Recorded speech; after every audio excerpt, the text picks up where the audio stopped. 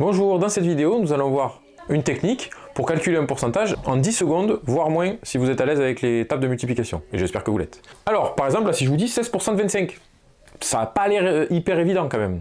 Sauf qu'en fait, là, on va parler d'une propriété des pourcentages, qui est en fait une propriété de la multiplication, c'est que la multiplication est commutative. Alors c'est un gros mot qui peut faire peur, mais en fait la commutativité, c'est juste que ça veut dire que on peut échanger les deux termes quand on fait la multiplication. C'est-à-dire si on fait 5 fois 2 et 2 fois 5, c'est la même chose. Et bien là, on va l'utiliser dans ce cas-là. Alors, vous allez me dire, c'est des pourcentages, pourquoi il nous parle de multiplication?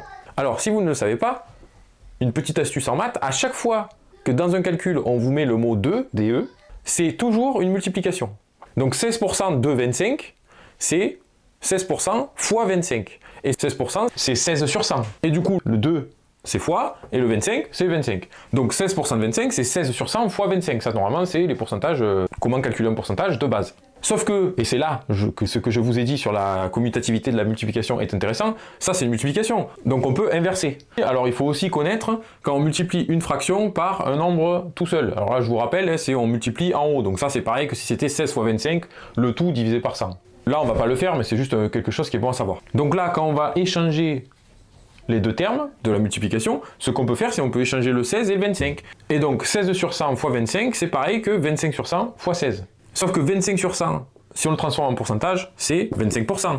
Et ça, fois, c'est le mot 2, et 16, c'est 16. Donc en fait, 16% de 25, c'est pareil que 25% de 16.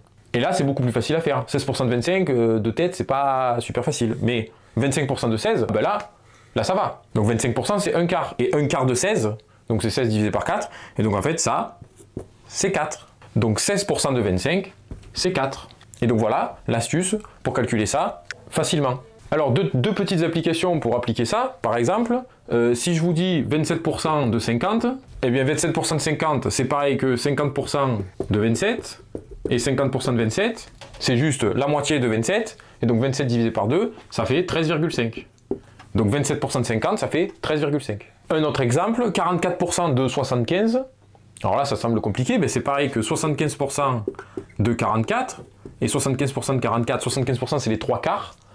Donc si vous voulez trouver 3 quarts, si vous ne trouvez pas 3 quarts de 44 directement, si vous avez un peu de mal, vous avez juste à trouver un quart. Donc un quart de 44, c'est 44 divisé par 4, parce que quand on fait un quart, on divise juste par 4. Un quart de 44, ça fait 11. Donc 3 quarts, c'est 3 fois un quart, donc c'est 3 fois 11.